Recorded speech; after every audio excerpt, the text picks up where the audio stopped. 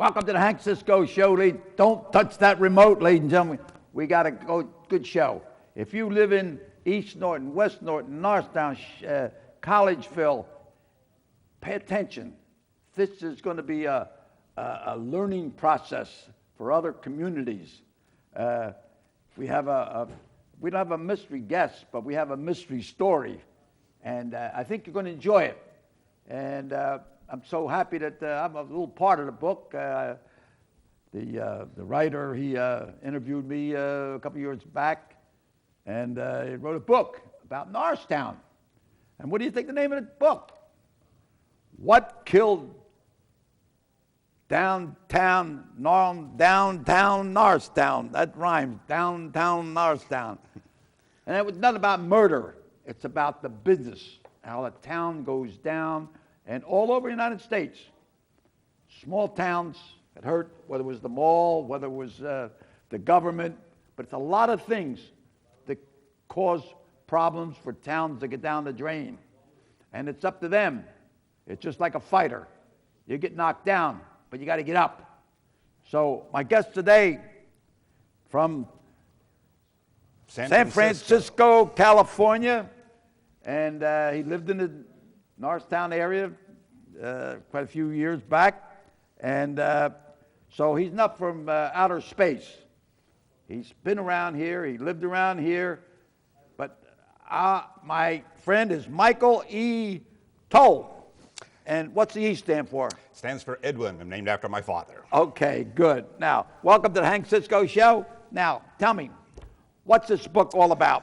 What's this book about?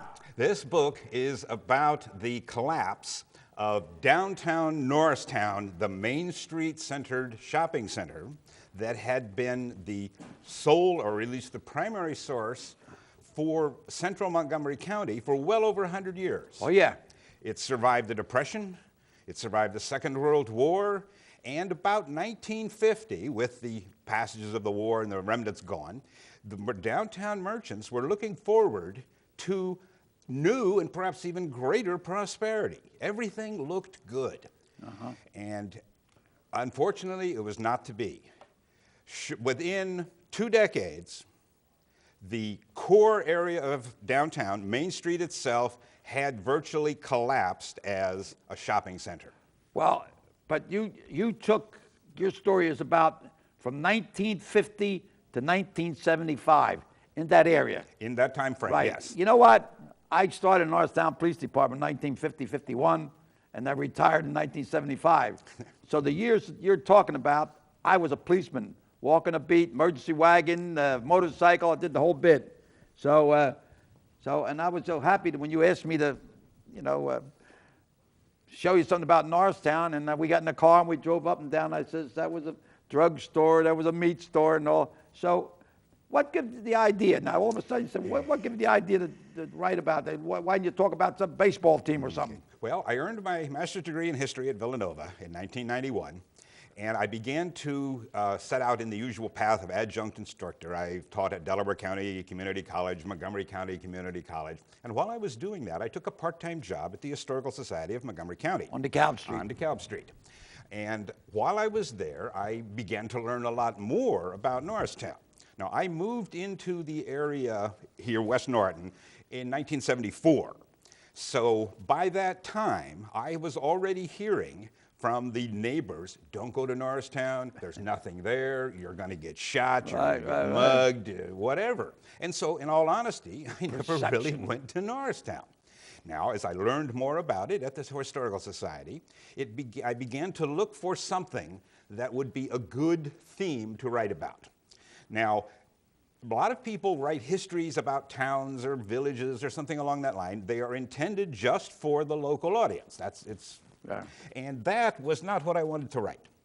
Now, I wanted to inform the local audience, absolutely. Right. But I wanted to pick a topic that I thought Norristown could serve as an example, not just for neighboring communities, but perhaps across the country. Right. And it took me a while to come up with the idea, but it occurred to me that Norristown was really one of an uncounted number of American communities that were beset between 1950 and 1975, as well as after, with broad economic and social changes. But when you look at the reasons for the collapse of many, many other downtowns or communities, you find some fairly simple reasons. It may have been a one industry town, for example. Yeah. It may have been a one company town, and whatever like happened like to the that coal industry. mines. Exactly. And these are the kind, or it may have been on a road that was found an interstate paralleling next to it, and then everybody abandoned the road. But not a single one of the usual reasons for the collapse of downtown applied here. Norristown had none of these liabilities. They had a very varied economic base, and so it began We have a lot. We had transportation. We have the river. We have the railroad. We had the P&W. We had the trolleys. We have bus lines with the county seat. Indeed, indeed. And so as I began So to think. let me ask you. What did you wrote this book to accomplish what? Two things, basically. One is I really do want to inform the people of Norristown, your ex-residents or current residents, or of the nearby areas, just about the history of Norristown, and there's a lot more to that than they understand. But secondly, what I wanted to do was write something that had a message to other communities. And that's why I chose downtown, because as I said, there's no easy reason why it collapsed. Whatever caused the collapse had to be fundamental enough to be applicable to other communities. And the more research I did, the more I was convinced of that fact.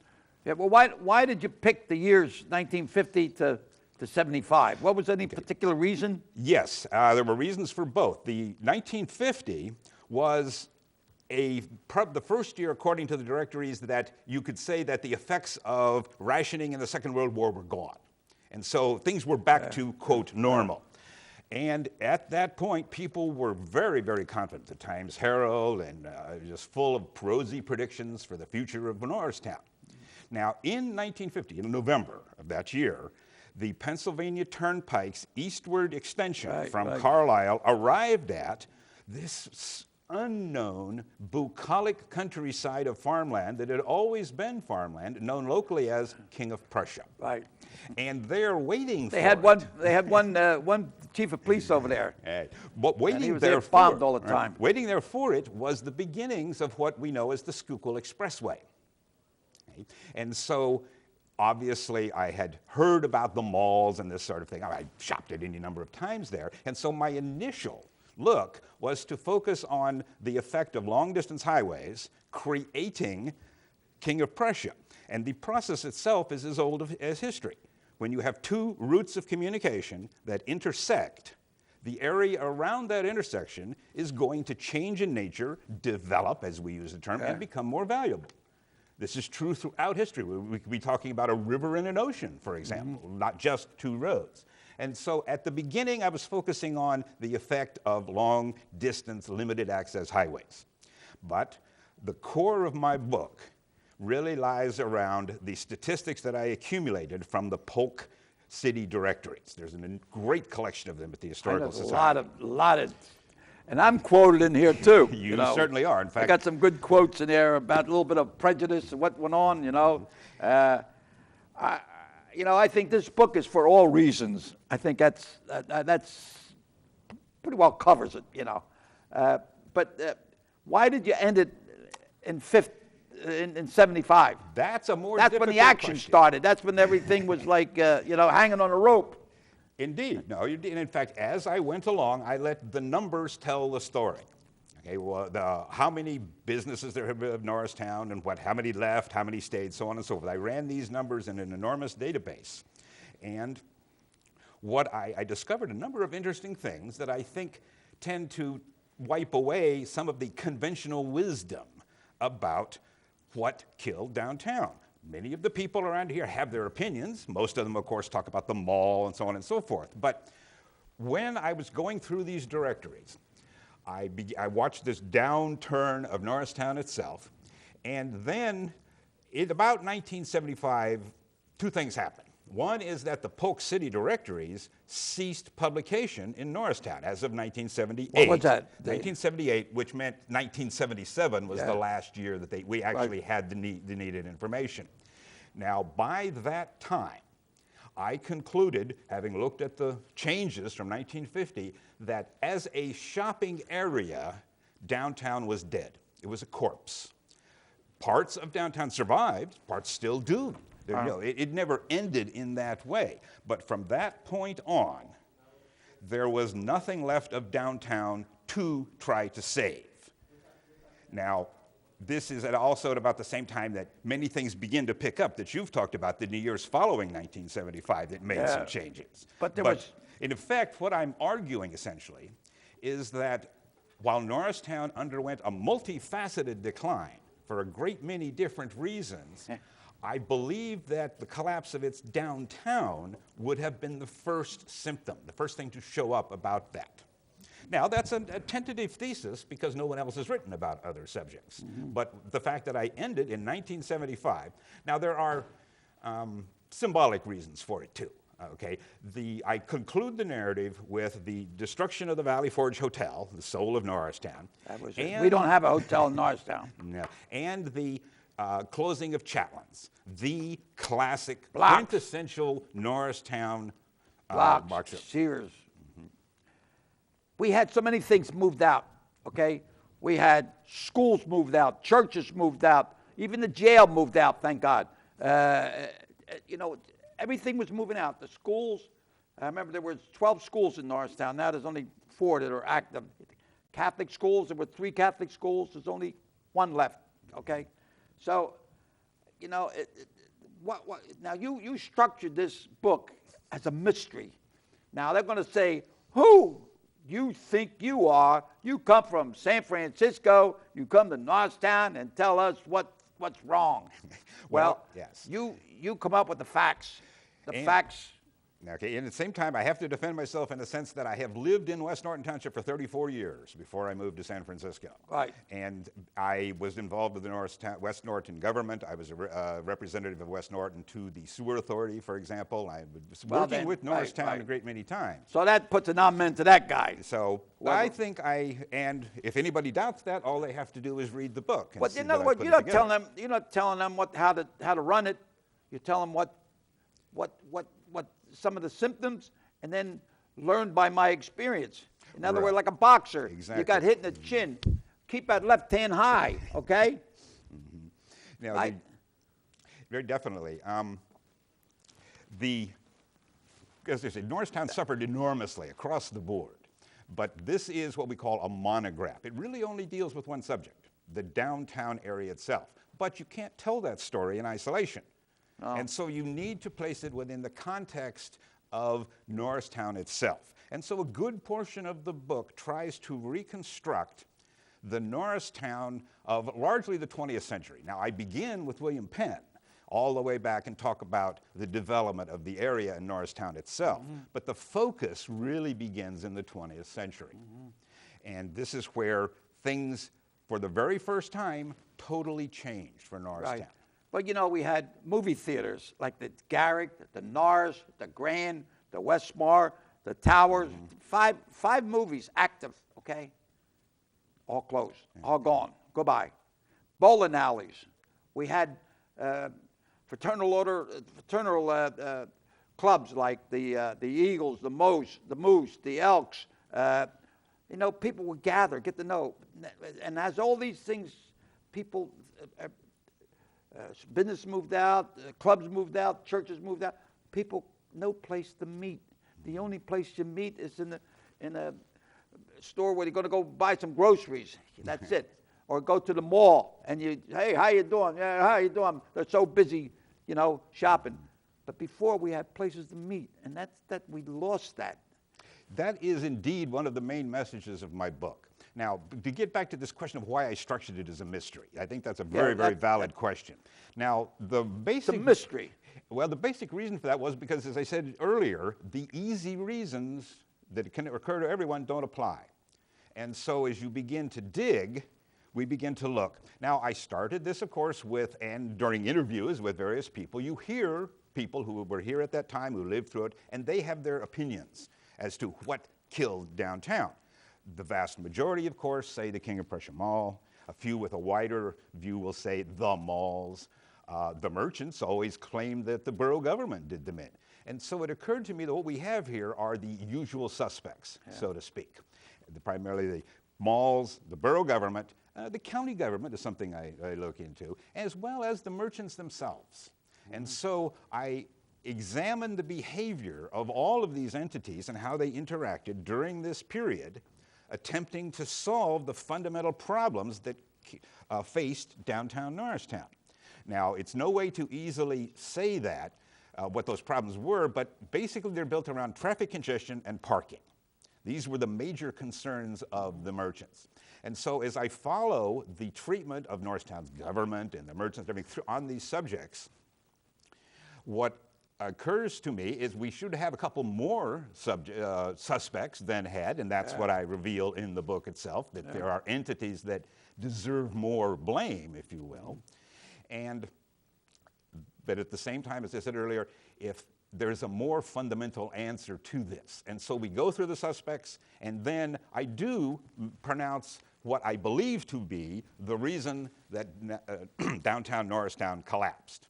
Now, I'm not going to reveal that because it's a mystery, and don't give away the name of the killer before people read the book. Well, I have my own reasons. They asked me what some of the things. I think when I was a policeman, we had to live in Norristown. Norristown's only 3 square miles. I mean, everybody lived in Norristown. And when I lived on Chestnut Street, there were 6 police officers lived on 1 block. And they all lived there. You bump into police officers morning, noon, and night. That was things. When the schools start moving out, because they're busing, they had to, move them out to the suburbs. That was a creative problem. But I think when, like Cozy Marley, as a comedian down in New Jersey, he'd say, "Hey, you hear about what's the conception about Norristown being, this bad and murders and all?"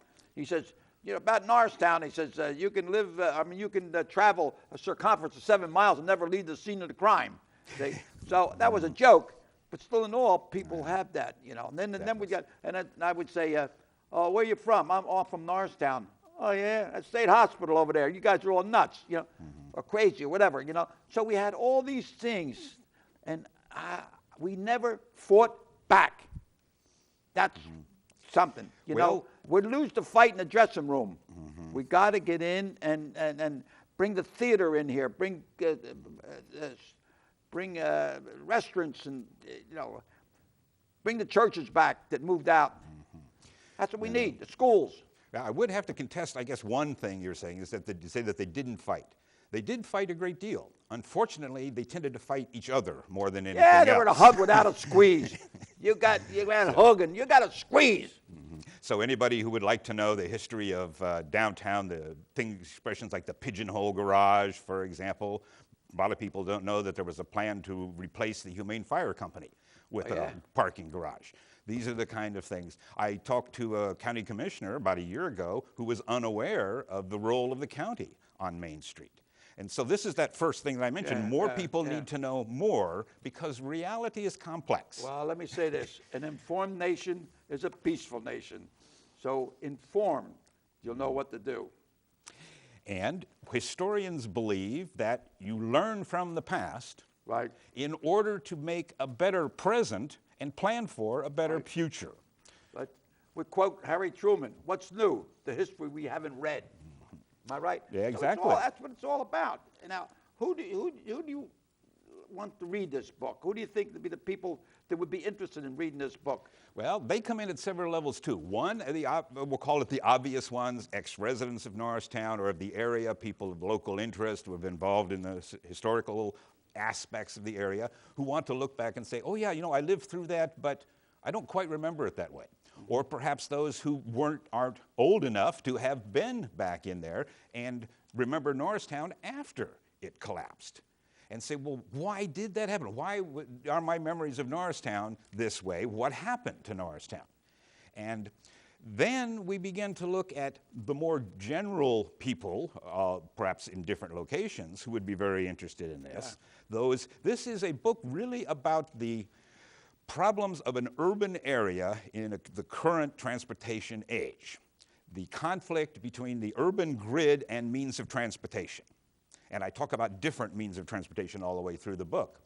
To me, that makes sense, that this is a problem that is shared and has been shared throughout any different communities. Now, to give you a really out-of-the-wall example, basically, I have, as I said, for the last 2 years lived in San Francisco. If somebody asked you to compare Norristown in 1970 and San Francisco today, you would look up and go, what? There is no comparison. Okay, I mean, San Francisco is a huge world city, and it has much more money, and its leaders, and its technology is advanced. You should see what they're doing with parking meters in San Francisco. Oh, yeah. And so, but I I look got around. parking meters in Norristown, they're murdering everybody. You know, they can't have it working. You have to put $2 in. Right. And so, say for a couple minutes. It gradually occurred to me that the very same problems that Norristown struggled against for decades and failed, okay, are the same problems that cities in San Francisco did. Okay, you can drive around San Francisco today, look for a parking space, and you're not going to find one. It's a very, very bad city to park in. That's what we talk about here in 1950 in Norristown. Well, we had a pigeonhole parking, but then cars were getting stuck in there. Nobody. I remember one time the guy was shopping, and he had all his groceries in there, and he said, "I'm going to go get something to eat and come back." And it was on they would go in the slot, and then the elevator go up, and then something happened. A short circuit or something. Poor guy had all his food, and he had to take a taxi home. Yeah. So the guy would come the next morning to fix it. So you know, it had the growing pains. You know. But the other thing I wanted, as far as San Francisco goes, the other thing I noticed, in addition to the fact that they haven't solved the parking problem, is that twice a day, okay, there is traffic congestion. Downtown San Francisco gets close to gridlocked in the morning and in the afternoon during rush hours. Right. And so I said to myself, what progress have we fundamentally made here? We have built freeways, we've torn down freeways. We've advanced technology, we've got tricky parking meters, we've got planners working on this, and I still see the same problems unsolved in a city that could hardly be compared to Norristown, other than the fact that they're both urban grids. Oh. And this is why any urban grid in the United States who has experienced these problems, I can't imagine one that hasn't, okay, need to look at this, not just to learn more about what happened to them, because it's going to be different, on all of the details are going to be different, but fundamentally, I believe this has a message. Now, it's a message that people, planners in cities, don't want to hear. New versions of the pigeonhole garage, of course, are coming up in major cities these days. We're playing with parking meters, we're doing all sorts of things to try to solve a problem that has been for more than half a century, and you know, we haven't. You know, what gets you is the fact that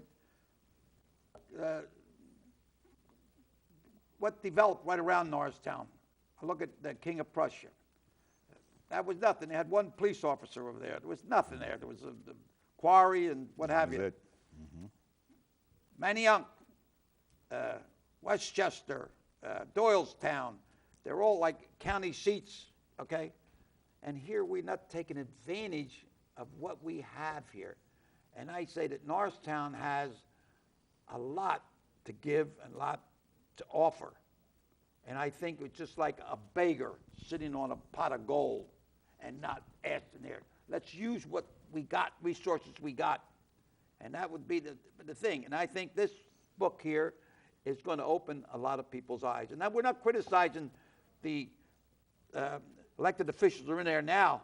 We're talking between 1950 and 1975. Right, okay. And that's the time when I was a policeman walking the beat. So I have some stories to tell that they're meds of meds, you know. Right. We had a couple councilmen there that they were about 4 points off the Chinese Navy, you know. You have to have an interest. You have to have a desire to want to help people and help the town. If you're just going to be an elected official and just sit there, they just go in there and get whatever, getting $100 a month or so, attend a meeting. But, well, all right, now, where you got some engagements to, you're going to talk about this book at different places. Now, I know that you lined up with some other places. The Times Herald's going to do a story on you. Right? Yes, I've decided I wanted to launch the campaign in the only place it could be launched, which is Norristown. Right. Now, it will be available, you know, nationally online, but in here for between now and next week, I will be. Are you going back, what, next Thursday? I'm leaving here next Thursday, yes. Okay. Now, on Saturday the 12th, okay, at 11 a.m., I will be at Coffee Talk, the shop on West Marshall Street, right. with a talk, and I will have books available for signing. And then on Sunday, January 13th, I'll be at the Historical Society of Montgomery County. We have a talk signing beginning at 2:30 there. Right. Okay. Now, on Wednesday, January 16th, at 11 o'clock, I'm going to be at the public library, the Norristown Montgomery County Public Library. When's that going to be? 11 o'clock in the morning on the 16th. On the 16th. So I've got 3 talk signings scheduled. As you mentioned, I was interviewed by the Times-Herald yesterday, and Go ahead. I'm planning on, as I said, releasing it nationally. And so if anybody wants to buy it, the only local place to buy it at this point is the Historical Society of Montgomery County. But it's easily obtained online. Right. Okay? If you simply go and type in "What Killed Downtown" without the question mark, and .com, that's my website. It will take you. Okay, now, I want to close it with this. Okay. Norristown has this image of this, that, but we're number 1. I have been an ambassador in Norristown for 7 years, going on 8. I just got sworn in the other day. And I asked Harrisburg, the head of the educational and boroughs and municipalities, if there's any other ambassador in the state of Pennsylvania. And I got written here, congratulations, Hank Cisco. There's a unique position as ambassador of Norristown. At this time, I am unaware of any other municipality ambassador. So I am the only one in the state of Pennsylvania. So we're moving forward. And let me try to close this off, Hank, by acknowledging just what you mean to this book. Okay, now you were very generous to yourself, but not actually you're very modest about yourself, I should say, that this book probably would not have come into being if it had not been for you. Wow. Your memory is phenomenal. Well, all sunshine makes deserts, okay? And my life been, thunder, rain, hail, but a beautiful garden. I'm 89 years old, family grown, and enjoyed the whole town. And I'm still in Norristown. Still in there, indeed. And we're not going to lose the fight in the dressing room, okay? No, it's still a struggle. Thanks a lot for coming over and writing this book, and I'm sure a lot of people are going to get a lot out of this. So thank you very much. And ladies and gentlemen, thanks a lot for allowing us to come into your home. And let's have a little, in Italian, say alla salute. That means it's to your health. So keep bobbing and weaving, and may God bless each and every one of you, okay? Adios, amigos. How's that?